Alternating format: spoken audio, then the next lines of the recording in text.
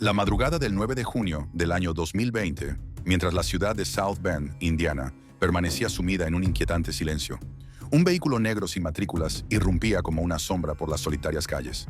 Sus faros apagados, como si quisieran pasar desapercibidos en medio de la oscuridad, ocultaban a 5 hombres que llevaban el rostro cubierto con pasamontañas negros y las manos apretando armas de grueso calibre. Eran miembros de los temidos Choa Boys, un grupo delictivo que había logrado mantener en vilo a las autoridades de varios estados durante meses. Dentro del automóvil, el aire estaba cargado de tensión mientras el conductor maniobraba entre callejones y avenidas, hasta detenerse frente a una modesta casa de 2 pisos en un vecindario que parecía dormir profundamente. Eran exactamente las 2:15 de la mañana, cuando los hombres se bajaron de un salto. Uno de ellos revisó el perímetro, mientras otro forzó la cerradura con una ganzúa casera. Sin embargo, el estruendo sordo al abrir la puerta despertó al propietario y a su pareja, que dormían en la habitación del segundo piso. El dueño de la casa, aún aturdido, reaccionó por instinto. Tomó la pistola que guardaba en el cajón de su mesita de noche y descendió a tientas, desconociendo la pesadilla que lo esperaba abajo. Lo que siguió fue un enfrentamiento breve pero violento. Un disparo errante atravesó la sala antes de que el hombre fuera derribado brutalmente al suelo por uno de los atacantes, que lo inmovilizó aplicando presión en su cuello con la rodilla. Su pareja fue capturada apenas unos segundos después, mientras intentaba esconderse en el armario del dormitorio. Las siguientes 3 horas se convirtieron en un infierno para ambos. Atados a sendas sillas del comedor, fueron interrogados sin piedad. Las máscaras que cubrían los rostros de los Choa Boys hacían que sus voces resonaran aún más aterradoras, distorsionadas, metálicas. El hombre trató de resistir, negándose a cooperar, hasta que uno de los intrusos, cansado de la negativa, le disparó en la pierna izquierda a quemarropa. El grito desgarrador del herido resonó por toda la casa, pero nadie acudió en su ayuda. El dolor lo hizo quebrarse y finalmente reveló el escondite del botín, una caja fuerte empotrada detrás de una estantería en el sótano. Al abrirla, los atacantes se encontraron con lo que habían venido a buscar y mucho más. Decenas de miles de dólares en efectivo, varios ladrillos de cocaína de alta pureza y una colección de pastillas ilegales. El robo parecía haber sido un éxito, hasta que un vecino insomne llamó discretamente al 911. Cuando la policía llegó, los ladrones ya habían desaparecido como fantasmas, dejando tras de sí una escena devastadora. Muebles destruidos, manchas de sangre en la alfombra, 2 víctimas amordazadas y un rastro de drogas que complicaría aún más el caso. Pero nadie, ni siquiera los agentes más experimentados del Departamento de Policía de South Bend, habría imaginado que ese brutal asalto sería apenas la punta de un iceberg podrido. Un hilo que, al ser tirado, llevaría directamente a uno de los fraudes cibernéticos más audaces de la última década. Solo un par de semanas después, el 25 de junio del mismo año, a más de 2,000 kilómetros de distancia, en Cedar City, Utah, la historia dio un giro aún más oscuro. Era otra noche cerrada cuando una joven pareja aguardaba nerviosa en el interior de un sedán plateado. Tenían un encargo: entregar una mochila cargada con $250,000 en efectivo. Según ellos, el dinero provenía de negocios de construcción en California, pero algo en sus gestos delataba que no era una historia sencilla. La ansiedad les recorría el cuerpo cuando 2 hombres se acercaron por el lado del conductor. Sin identificarse, les ordenaron salir del vehículo. La pareja, desconfiada, dudó durante unos instantes, hasta que un tercer hombre apareció empuñando una AK-47 que brillaba a la tenue luz de una farola. Sin ofrecer resistencia, ambos bajaron. Los asaltantes no les dieron tiempo de preguntar nada. Exigieron que abrieran el maletero y, al comprobar el contenido, tomaron la mochila y huyeron en un coche oscuro con matrícula de Indiana. La pareja llamó a la policía, desesperada, asegurando que habían sido víctimas de un violento robo. Lo que no sabían era que la patrulla más cercana ya había recibido el aviso y minutos después localizó el vehículo sospechoso. La policía los atrapó tras una breve persecución. Dentro del coche se encontraron armas, joyas robadas y el AK-47 que había sido utilizado para amedrentar a la pareja. Sin embargo, el dinero no estaba. En su lugar había una billetera perteneciente a un hombre identificado como Marco Fernández, uno de los miembros clave de los Choa Boys. Fernández fue detenido días después, pero seguía sin haber rastro del dinero. El caso parecía resuelto, al menos superficialmente, hasta que los agentes comenzaron a interrogar a la joven pareja. Al preguntarles cuánto dinero les habían robado, uno de ellos cometió un error fatal. Reveló la cifra exacta antes de que los oficiales lo mencionaran. La reacción de los investigadores fue inmediata. ¿Qué hacía una pareja ordinaria con $250,000 en efectivo en medio de la noche? Lo que al principio parecía una simple transacción comenzó a oler a algo mucho más turbio. El interrogatorio se tornó intenso. A medida que los agentes escarbaban en sus vidas, los detalles no cuadraban. No había contratos de trabajo en California, ni cuentas bancarias que reflejaran ingresos legales. Finalmente, la verdad emergió, y fue mucho peor de lo que los oficiales habían imaginado. La pareja confesó haber trabajado como mulas de dinero para un individuo llamado Robert Powell, un hacker que había montado una red de fraude digital tan sofisticada que la propia policía local tuvo que involucrar al FBI. Según sus testimonios, Powell había pasado los últimos 2 años comprando cuentas de PayPal robadas en la dark web. Pero su operación no se limitaba al robo de identidades.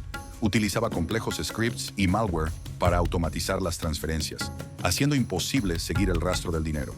Creaba perfiles falsos usando documentos robados, registraba empresas pantalla y lavaba los fondos a través de plataformas legítimas, disfrazando el origen ilícito del dinero. Luego contrataba a personas como esta pareja, quienes retiraban el dinero en efectivo y lo transportaban a diversos estados, todo mientras cobraban un porcentaje por cada entrega. La revelación provocó una investigación a nivel federal que destapó una trama mucho más profunda. Los Choa Boys no solo eran matones, eran el brazo armado de una red internacional de cripto hackers. Powell, conocido en los foros clandestinos como Zero Day Signed, no solo robaba dinero, había orquestado uno de los mayores ciberataques contra exchanges de criptomonedas en el año 2019, apropiándose de más de $120 millones en Bitcoin y Monero. Usaba el efectivo de las mulas para financiar los golpes físicos, robos a mano armada, extorsiones y secuestros que mantenían a sus rivales fuera del juego y al FBI despistado. El descubrimiento fue solo el comienzo. Los agentes se preguntaban cómo alguien como Robert Powell había podido pasar tanto tiempo bajo el radar. Según los informes filtrados meses después, Powell usaba una red privada de servidores ubicados en países sin acuerdos de extradición y cifraba sus comunicaciones mediante protocolos cuánticos experimentales. No se conectaba jamás desde el mismo lugar y usaba sistemas de doble autenticación biométrica que impedían el acceso a sus dispositivos si detectaban el más mínimo error en la frecuencia cardíaca del usuario. La captura de Marco Fernández y el error de la pareja en el interrogatorio desencadenaron una serie de redadas coordinadas en varios estados. Febrero de 2021, Highland Park, Illinois. Un lugar donde las casas parecen sacadas de una postal y donde los vecinos rara vez preguntan demasiado. A plena luz del día, 3 individuos que hasta entonces solo se conocían por sus alias en foros encriptados se encontraron cara a cara por primera vez. El Suapo, M y Panes Lawyer. No sabían sus verdaderos nombres ni querían saberlos, pero compartían una habilidad precisa y devastadora: la manipulación a través de la ingeniería social. La especialidad del Suapo, como sugiere su apodo, era el SIM swapping, un método que les permitía apoderarse de la identidad digital de una persona con un solo movimiento quirúrgico. El proceso era sencillo en teoría, pero en la práctica exigía precisión quirúrgica. Convencían a un proveedor telefónico de transferir el número de la víctima a una SIM en su poder. Una vez hecho eso, el teléfono de la víctima quedaba mudo, mientras ellos interceptaban todos sus mensajes, y lo que era más importante, los códigos de autenticación de 2 factores. El Suapo no era otro que el propio Robert Powell, escondido tras un alias más. En ese instante, la pareja que había cooperado con los agentes federales empezó a bombardearlo con preguntas incómodas durante los chats cifrados. Demasiadas preguntas. Powell cortó el contacto de inmediato, intuyendo que la brecha de seguridad estaba abierta. Para los federales, esto fue un revés devastador. Y para Powell, la señal definitiva de que era hora de borrar cualquier huella antes de que lo atraparan.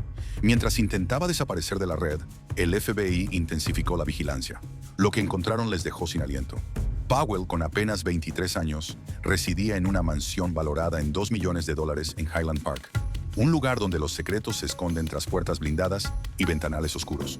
Afuera, estacionados como trofeos, había deportivos italianos y alemanes cuyo valor superaba cualquier salario promedio en los Estados Unidos. Ni él ni su pareja tenían fuentes de ingresos declaradas. No trabajaban, no invertían, al menos no de manera legal, y aún así, gastaban como si el dinero no fuera un problema. A mediados de febrero, un evento fortuito terminó acelerando la caída de su castillo de naipes. Era temprano por la mañana, cuando un cartero del USPS se detuvo frente a la casa de Powell. Lo hacía cada semana, entregando discretamente un sobre voluminoso. Pero esa vez el paquete se rasgó en sus manos, y los billetes que escondía volaron al aire como si fueran hojas en otoño. Miles de dólares esparcidos en el suelo de un barrio millonario. El cartero recogió el dinero, sudando y nervioso, antes de llamar a su supervisor. Horas después, la policía ya estaba sobre el caso. ¿Quién necesitaba $6,000 en efectivo cada semana enviados por correo? La respuesta de Powell cuando lo interrogaron fue poco convincente. Es el pago del alquiler. Pero no explicó por qué lo hacía en efectivo, ni quién era ese supuesto casero. Con todo lo que habían reunido en su contra, el FBI no podía esperar más. En marzo de 2021, alrededor de las 10 de la mañana, un escuadrón de agentes federales montó un operativo digno de película. Altavoces potentes retumbaron en el vecindario, ordenando a Powell que saliera con las manos en alto. En segundos, la puerta principal fue destrozada por un ariete, y un equipo SWAT irrumpió con precisión letal. Powell, aún en bata de baño y con los restos de su desayuno en la mesa, fue esposado boca abajo sobre el suelo de mármol de su mansión. Desde el coche patrulla, pudo ver cómo agentes con guantes de látex recorrían su casa como si buscaran un tesoro perdido. Y lo que encontraron fue inquietante. Un arma sin registrar, decenas de teléfonos móviles cifrados y documentos internos de proveedores de telecomunicaciones que sugerían algo mucho más grande. Pese a la evidencia, solo lograron imputarle un cargo menor por posesión de arma. Powell recuperó la libertad, aunque con una vigilancia continua. Pero lo que los federales no sabían era que el encargado de seguir sus pasos no estaba a la altura del adversario. Powell no era solo un estafador, era un maestro del camuflaje digital. Apenas 5 días después del allanamiento, el 7 de marzo de 2021, Powell volvió a contactar a M y a Panslayer. La conversación que siguió no fue casual. Era la reunión de 3 depredadores que planeaban su siguiente jugada. Y lo que idearon fue el ataque más preciso y devastador hasta la fecha. Su primera víctima, un joven exhibicionista de redes sociales, fanático de mostrar su vida al mundo sin filtro. Su perfil estaba repleto de información personal, fechas de cumpleaños, fotografías de sus documentos, direcciones frecuentes, hasta el nombre de su perro, el blanco perfecto para el robo de identidad. Con paciencia clínica, realizaron un rastreo profundo, recopilando cada detalle sobre su vida. En el mercado negro digital, adquirieron una licencia de conducir falsa con sus datos exactos. Ran había volado sin levantar sospechas hasta Nuevo México, decidido a completar el plan que había concebido junto a Robert Powell y M. Su objetivo era simple, pero devastador: robar la identidad digital de un desconocido, un hombre que no tenía idea de que estaba a punto de perder el acceso total a su vida digital. Una vez en territorio enemigo, Ran se dirigió directamente a una pequeña tienda de telefonía que trabajaba con el proveedor de servicios de la víctima. La tienda no tenía cámaras visibles y el empleado que atendía el mostrador parecía aburrido, cansado de los clientes habituales. Carter se acercó con aplomo, sosteniendo su teléfono como si fuera una extensión de su propia mano.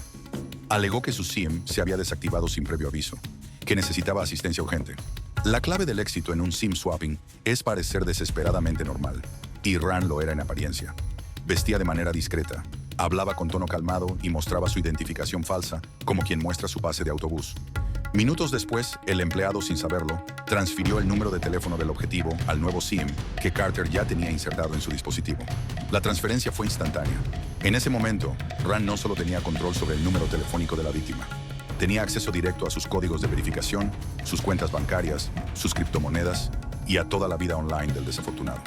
Este fue solo el principio de una operación que sería recordada como una de las más ambiciosas en el mundo del SIM swapping. Lo que Carter, Powell y M sabían es que esta técnica, aunque sencilla en apariencia, era exponencialmente peligrosa cuando se ejecutaba con precisión quirúrgica, y ellos eran maestros de la ingeniería social. El acceso a información personal era abundante. Bastaba con recorrer los bazares digitales del dark web, donde enormes bases de datos robadas se vendían por centavos. Filtraciones masivas, como la de AT&T en el año 2024, habían dejado expuestos los datos de millones. Era un mercado en auge. Por cada correo electrónico y contraseña combinados, se abría una puerta a toda una identidad robada. Los errores de seguridad más comunes, como repetir contraseñas o vincular cuentas personales con laborales, hacían que una pequeña fisura se convirtiera en una brecha colosal. Una vez que se infiltraban, no había vuelta atrás. Mientras las filtraciones en el mundo de los datos se multiplicaban, los fraudes de Powell escalaban en tamaño y ambición. A mediados del año 2022, después de acumular una fortuna considerable a través del SIM swapping a pequeña escala, Robert Powell sentía que era hora de apuntar más alto. Ya no le interesaban los objetivos individuales ni los traders medianos de criptomonedas. Ahora sus ojos estaban puestos en los gigantes, en las propias plataformas de intercambio. Y lo que buscaba no era poco dinero. Una sola operación bien planeada podría otorgarle no cientos de miles, sino decenas o incluso cientos de millones de dólares en activos digitales. Lo que Powell aún no sabía era que su oportunidad soñada estaba a punto de materializarse de una manera que ni él mismo habría imaginado. El 1 de noviembre del 2022, Ian Allison, un periodista meticuloso de CoinDesk, estaba a punto de destapar una de las mayores estafas en la historia de las criptomonedas. Allison llevaba meses investigando el token FTT, la criptomoneda propia de FTX, y había descubierto un vínculo alarmante con Alameda Research, una firma de trading que también estaba bajo el control del fundador de FTX, Sam Bankman-Fried. La revelación era escalofriante. Más de 14.600 millones de dólares de los activos de Alameda estaban en FT, una moneda creada y controlada por FTX.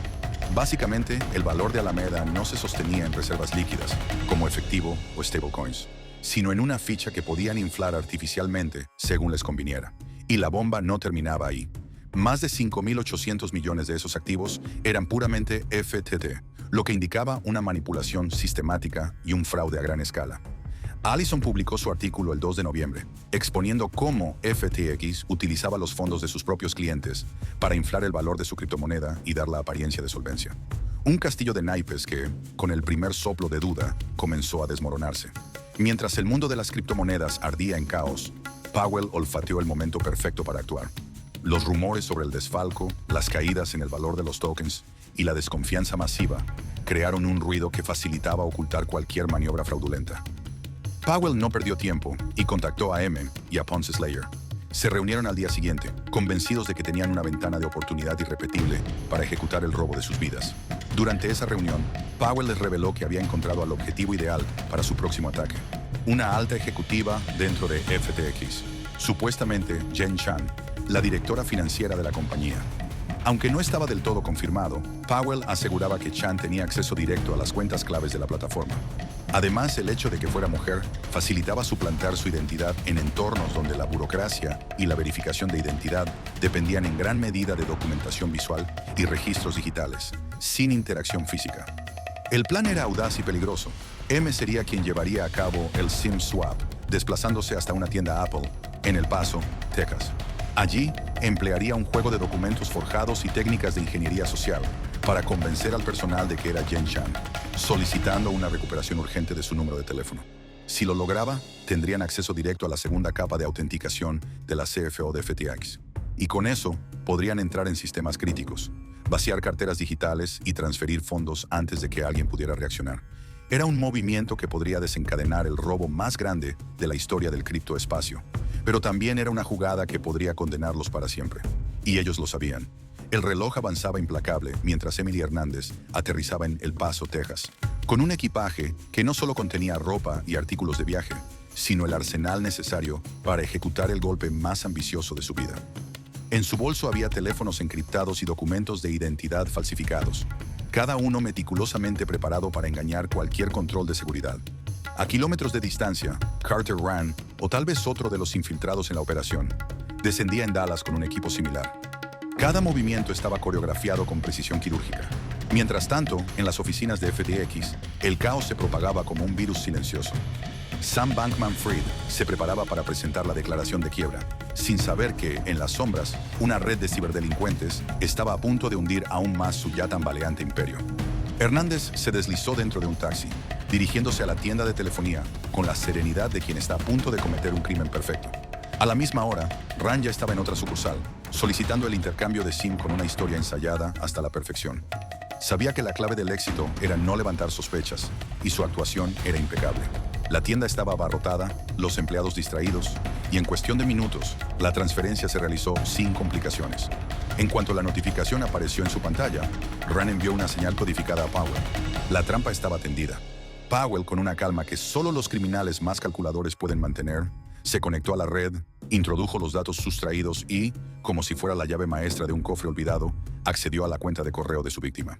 Lo que encontró dentro superaba sus expectativas: archivos confidenciales, accesos a plataformas financieras y, lo más importante, una ruta directa a los paneles de control de FTX. Sin dudarlo, inició la transferencia de criptomonedas. Su primer golpe fue monumental: 99.500 Ethereum, equivalentes a $15 millones, fluyeron sin obstáculos hacia su cartera digital. Pero esto era solo el comienzo. Powell sabía que el tiempo jugaba en su contra, así que siguió ejecutando transacciones en rápida sucesión. Sin embargo, lo que no esperaba era que, en otra parte del mundo, un hombre estaba a punto de descubrir su maniobra. Zach Dexter, CEO de LedgerX, había llegado a su casa después de un día de confusión y tensión. Mientras se acomodaba frente a su computadora, decidió hacer una revisión de rutina en las billeteras digitales de FTX. Lo que vio le hizo fruncir el ceño. Las criptomonedas estaban desapareciendo, como si un agujero negro se las estuviera tragando. Las transacciones se sucedían en tiempo real, cada una más grande que la anterior. En cuestión de segundos, comprendió la magnitud del desastre. No era un retiro programado ni una maniobra interna. Era un robo en progreso. Sin perder un segundo, creó una reunión urgente en Google Meet. El título no dejaba lugar a dudas. Emergencia. Invitó a los miembros más influyentes de la compañía, pero extrañamente, algunos de los nombres clave, incluidos Sam Bankman-Fried, no respondieron. ¿Sabían algo que él no? Mientras la incertidumbre se apoderaba del equipo, una verdad aterradora emergía. Nadie reconocía las billeteras a las que fluían los fondos.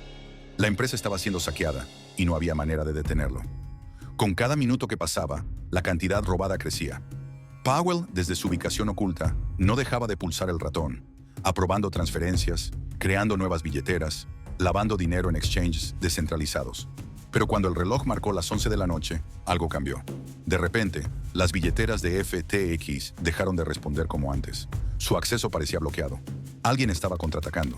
Powell entendió que la empresa había detectado el robo y estaba intentando salvar lo que quedaba. Lo que siguió fue una frenética batalla de clics, una lucha entre la desesperación de un hacker y la determinación de una compañía al borde del colapso. Finalmente, cuando la última criptomoneda fue retirada de las cuentas de FTX, la balanza se inclinó. Un empleado de FTX, Kuman Ramanathan, logró salvaguardar casi 500 millones en un Ledger Nano, una pequeña victoria en medio de la debacle. Powell, por su parte, se retiró con 477 millones de dólares en criptomonedas robadas. Pero sabía que aún quedaba un obstáculo: las stablecoins. Estos activos podían ser congelados por sus emisores, dejándolo con un botín imposible de gastar. Sin perder tiempo, activó su red de lavado. Utilizó intercambios descentralizados como Uniswap y PancakeSwap. Creó docenas de billeteras nuevas. Movió los fondos entre diferentes blockchains con herramientas como Multichain y Wormhole. Era un juego del gato y el ratón, una carrera contra el tiempo para hacer que el dinero robado se volviera irrecuperable. Pero en el proceso, Powell perdió más de 91 millones de dólares en tarifas de transacción, fluctuaciones de precio y maniobras imprecisas. Sabía que los reguladores, los investigadores y los expertos en ciberseguridad estaban pisándole los talones. Y lo peor de todo es que, en el mundo digital, no hay escondites seguros. La pregunta no era si lo atraparían, la pregunta era cuándo. Mientras el mundo cripto ardía en el caos absoluto, Robert Powell seguía moviendo su botín digital como un maestro titiritero oculto entre sombras, con más de 300 millones de dólares en criptomonedas que había logrado intercambiar por Ethereum y otros tokens nativos. Su siguiente jugada fue igual de arriesgada que astuta. Powell comenzó a deshacerse de los rastros que pudieran vincularlo al atraco de proporciones históricas. Una gran parte de ese Ethereum fue enviada a mezcladores, conocidos en el bajo mundo como tumblers, siendo Tornado Cash su elección predilecta. Este servicio, sancionado meses antes por el Departamento del Tesoro de los Estados Unidos, funcionaba como una lavadora que disolvía las pistas. Las transacciones se enredaban en un torbellino digital donde nadie, ni siquiera los más avesados investigadores forenses en blockchain, podían rastrear el origen o el destino final de los fondos. Dentro de Tornado, el dinero de Powell se diluía junto al de miles de usuarios, convirtiendo su fortuna ilícita en un espectro indetectable. Sin embargo, Powell no era alguien que confiara ciegamente en un solo plan de escape. En su paranoia calculada, repartió sus ganancias en diferentes blockchains. Utilizó ThorSwap y R-Bridge. Una ironía siniestra si se considera que R-Bridge pertenecía a Alameda Research, la misma firma que, según muchos, había contribuido al colapso de FTX. Con estas herramientas, intercambió parte de su Ethereum por Bitcoin, asegurándose de diversificar su riesgo. Ese Bitcoin fue luego canalizado hacia otros mezcladores, menos conocidos, pero igual de efectivos: Sinbad y Chipmixer. Allí, el dinero sucio desapareció por completo de cualquier radar. En ese momento, para Powell y su equipo, el trabajo estaba terminado. Habían ejecutado el golpe cibernético más grande de la historia reciente, y nadie sospechaba de ellos. La narrativa pública se centraba en teorías conspirativas, un inside job, grupos rusos o incluso venganza de competidores. Nadie señalaba al verdadero culpable, pero el exceso de confianza es el principio del fin en casi todos los crímenes perfectos. Contra todo pronóstico, Powell y su equipo no pudieron resistir la tentación de seguir con sus viejas costumbres. Continuaron realizando intercambios de SIM y robando identidades, como si fueran invencibles. Fue su mayor error. El agente especial Brent Bledsoe, del FBI, que ya estaba escarbando entre las cenizas de FTX buscando respuestas, descubrió un patrón inquietante en estos fraudes posteriores. Una joven llamada Emily Hernández, alias M, aparecía vinculada a varias de estas transferencias ilegales. Las cámaras de seguridad de una tienda en Texas capturaron su rostro mientras solicitaba una transferencia de SIM, y cuando los analistas cruzaron esa imagen con el momento exacto en el que el SIM de un empleado clave de FTX fue clonado, la conexión se volvió innegable. Poco tiempo después, Emily fue arrestada en un operativo silencioso y rápido. Durante los interrogatorios y enfrentándose a décadas en prisión federal, aceptó un acuerdo: colaborar a cambio de una condena menor. Su confesión fue devastadora. Reveló cada paso del plan maestro, entregando a Powell y a sus otros cómplices en bandeja de plata. Powell, a pesar de los millones lavados y ocultos, fue rastreado hasta una casa discreta donde cumplía arresto domiciliario por otro caso de fraude. Irónicamente, mientras pedía permiso judicial para asistir a la fiesta de cumpleaños de su novia en un Chuck E. Cheese, el sistema de justicia se preparaba para desmantelar la última parte de su imperio criminal. Su juicio sigue en marcha, pero los cargos que enfrenta podrían condenarlo a cadena perpetua. Lo más desconcertante es que, hasta hoy, no existen fotografías públicas ni de Robert Powell, ni de Emily Hernández, ni de su otro socio, lo que ha alimentado aún más teorías en Internet sobre protección gubernamental o conspiraciones mayores. Sin embargo, el golpe a FTX marcó un antes y un después en la historia del crimen digital.